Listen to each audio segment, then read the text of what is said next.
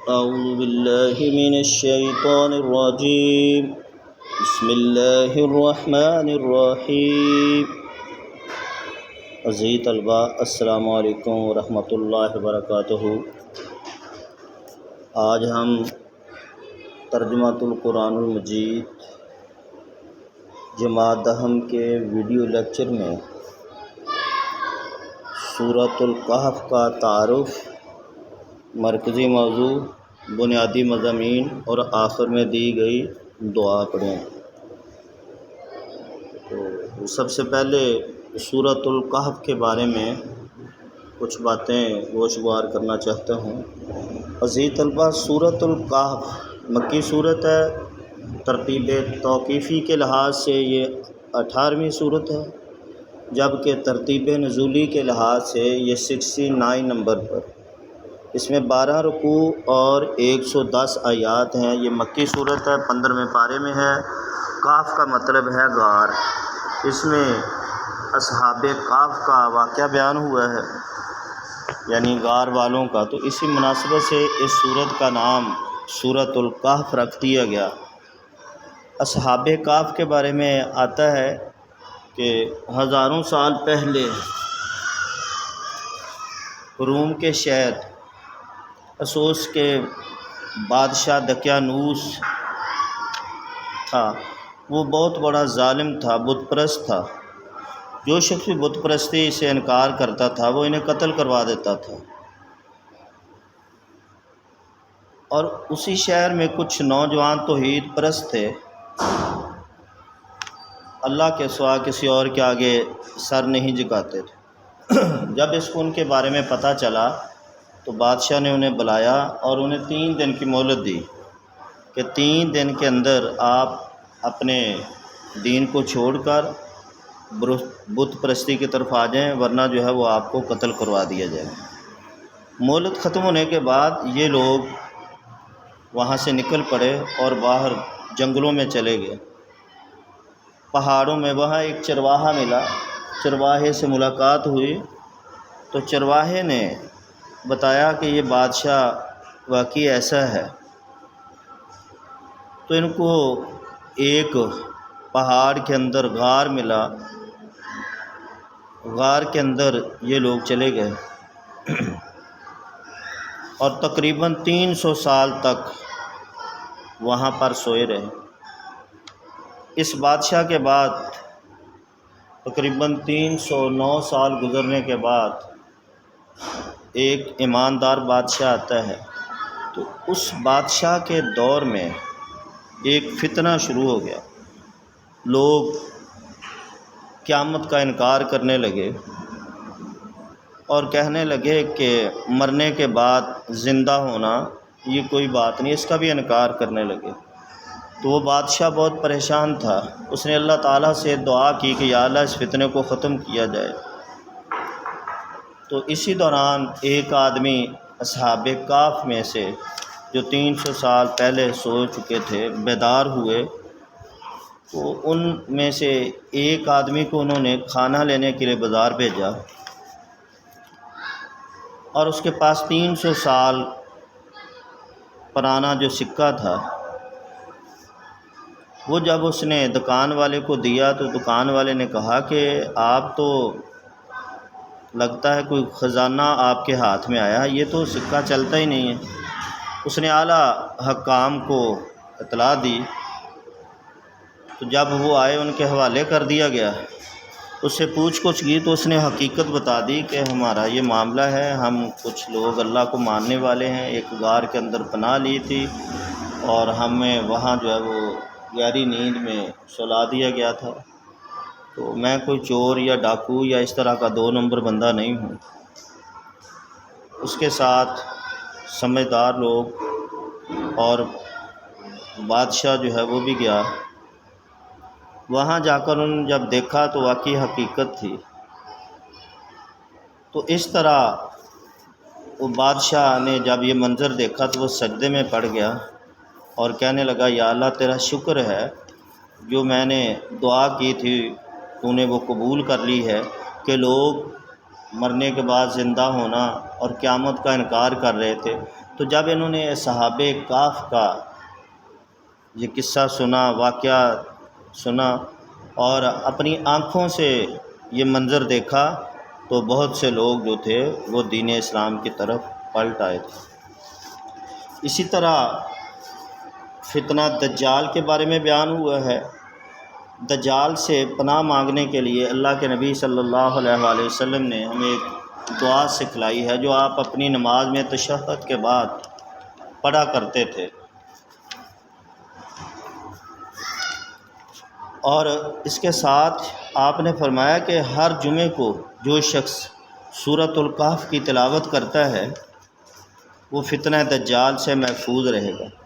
دجال یہودی نسل سے ہوگا، چھوٹا سا قد ہوگا اس کا، پاؤں اس کے ٹیڑھے ہوں گے اور جسم پر بہت زیادہ بال ہوں گے، اور اس کے 2 آنکھوں کے درمیان پیشانی پر کافر لکھا ہوگا۔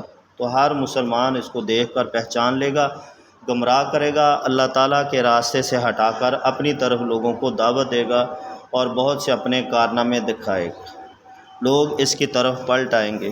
تو اس فتنے سے، دجال کے فتنے سے بچنے کے لیے بھی اللہ کے نبی صلی اللہ علیہ وآلہ وسلم نے ہمیں سورۃ الکہف کی تلاوت جمعہ والے دن کرنے کی تاکید کی ہے۔ حضرت خضر علیہ السلام کے بارے میں بیان ہوا ہے، اور یاجوج ماجوج کے بارے میں بیان ہوا ہے۔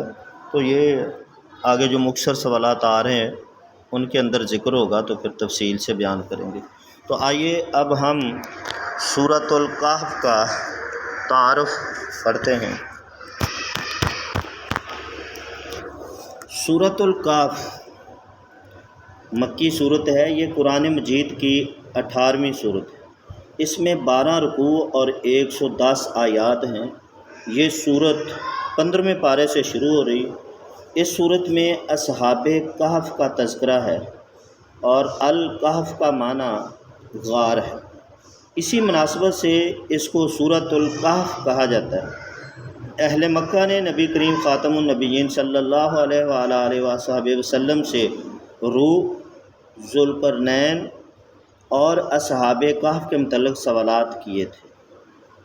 ذوالقرنین اور اصحاب کہف کے بارے میں سورۃ الکہف میں جواب دیا گیا ہے، اور روح سے متعلق جواب سورۃ بنی اسرائیل میں دیا گیا کہ یہ روح کیا ہے، یہ اللہ تعالیٰ کا حکم ہے۔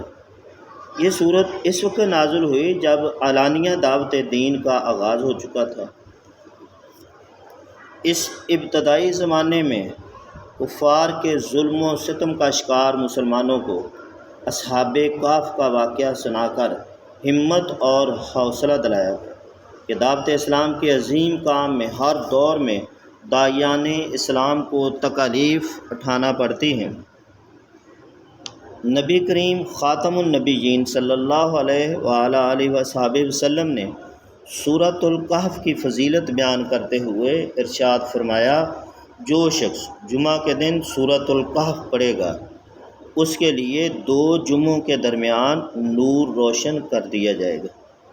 ایک اور موقع پر نبی کریم خاتم النبیین صلی اللہ علیہ وآلہ وصحبہ وسلم نے ارشاد فرمایا، جس نے سورۃ الکہف کی ابتدائی 10 آیات یاد کر لیں اسے دجال کے فتنہ سے محفوظ کر لیا گیا۔ عزیز طلبہ، تعارف کے بعد سورۃ الکہف کا مرکزی موضوع۔ اس سورت کا مرکزی موضوع انسان کو اس بات کا شعور دلانا ہے کہ اللہ تعالیٰ کی دی ہوئی ہر نعمت میں انسان کی آزمائش ہوتی ہے، اور آزمائش میں پورا اترنے والا ہی حقیقی معنوں میں بندہ مومن کہلاتا ہے۔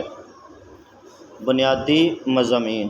سورۃ الکہف کا پہلا رکوع سورۃ مبارکہ کے مقدمے کی حیثیت رکھتا ہے، جس میں نبی کریم خاتم النبیین صلی اللہ علیہ وآلہ وصحبہ وسلم کو تسلی دی گئی ہے کہ آپ خاتم النبیین صلی اللہ علیہ وآلہ وصحبہ وسلم ان مشرکین کی وجہ سے خود کو غم میں مبتلا نہ کریں۔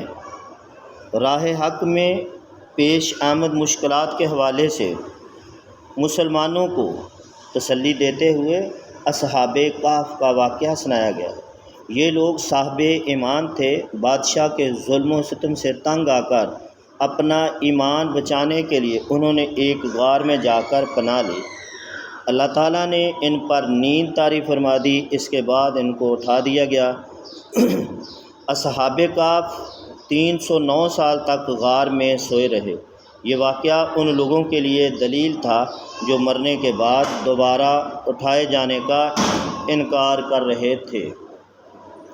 اصحاب کہف کا ذکر کر کے نصیحت کی گئی ہے کہ اہل ایمان کے ساتھ اپنے تعلق کو مضبوط رکھیں اور غافل لوگوں سے اپنے آپ کو دور رکھیں۔ اللہ تعالیٰ کا شکر ادا کرنے کی اہمیت کو مثال دے کر واضح کیا گیا ہے۔ سورۃ الکہف میں دنیا کی بے ثباتی یعنی بے رغبتی اور عارضی ہونے کو مثال دے کر بیان کیا گیا۔ عزیز طلبہ، سورۃ الکہف میں حضرت موسیٰ علیہ السلام کے نیک بندے حضرت خضر علیہ السلام کی ملاقات کا بھی تذکرہ کیا گیا ہے۔ حضرت موسیٰ علیہ السلام نے حضرت خضر علیہ السلام سے ملاقات کی، کچھ وقت ان کے ساتھ گزارا اور حضرت خضر علیہ السلام کے کچھ امور یعنی کشتی میں سوراخ کرنا، بچے کو قتل کرنا اور دیوار مرمت کرنا دیکھے تو اپنی تشویش کا اظہار کیا، جس پر حضرت خضر علیہ السلام نے تمام باتوں کی وضاحت کرتے ہوئے توجیہ بیان فرما دی، وجہ بیان کر دی کہ میں نے یہ کام کیوں کیے ہیں، اور فرمایا کہ یہ تمام امور اللہ تعالیٰ کی طرف سے دیے گئے حکم کی تعمیل میں انجام دیے گئے ہیں۔ سورۃ الکہف میں ذوالقرنین کا تذکرہ ہے۔ ذوالقرنین کا معنی دو کناروں والا۔ ذوالقرنین عدل کرنے والے اور اللہ تعالیٰ اور آخرت پر ایمان رکھنے والے حکمران تھے۔ ذوالقرنین نے یاجوج اور ماجوج کو زمین میں قتل و غارت اور فساد پھیلاتے ہوئے دیکھا تو انہیں پہاڑوں کے درمیان لوہے اور تانبے سے ایک مضبوط دیوار بنا کر قید کر دیا۔ قرب قیامت یہی یاجوج ماجوج آزاد ہوں گے اور زمین میں فساد پھیلائیں گے۔ یہ فساد قیامت کی نشانیوں میں سے ایک نشانی ہے۔ سورۃ الکہف کے آخر میں نبی کریم خاتم النبیین صلی اللہ علیہ وآلہ وصحبہ وسلم کو مخاطب کرتے ہوئے ارشاد فرمایا گیا ہے کہ آپ خاتم النبیین صلی اللہ علیہ وآلہ وصحبہ وسلم ان کو بتا دیں کہ سب سے زیادہ خسارے والا وہ ہے جو دنیا کے پیچھے پڑا، اللہ تعالیٰ کے ذکر اور قیامت کے دن اللہ تعالیٰ سے ملاقات یعنی آخرت کا منکر ہو گیا۔ ایسے لوگوں کے لیے جہنم ہے۔ جو لوگ ایمان لائے اور نیک اعمال کیے ان کے لیے جنت الفردوس کی نعمتیں ہوں گی۔ یہ تھا سورۃ الکہف کا تعارف، مرکزی موضوع اور بنیادی مضامین۔ آخر میں ایک دعا دی گئی ہے کاموں میں آسانی اور حصول رحمت کی۔ اعوذ باللہ من الشیطان الرجیم، بسم اللہ الرحمن الرحیم، ربنا آتنا من لدنک رحمتا وہیئ لنا من امرنا رشدا۔ ترجمہ: اے ہمارے رب، ہمیں اپنے پاس سے رحمت عطا فرما اور ہمارے لیے ہمارے معاملے میں رہنمائی مہیا فرما۔ یاجوج ماجوج حضرت نوح علیہ السلام کے بیٹے یافس کی اولاد ہیں۔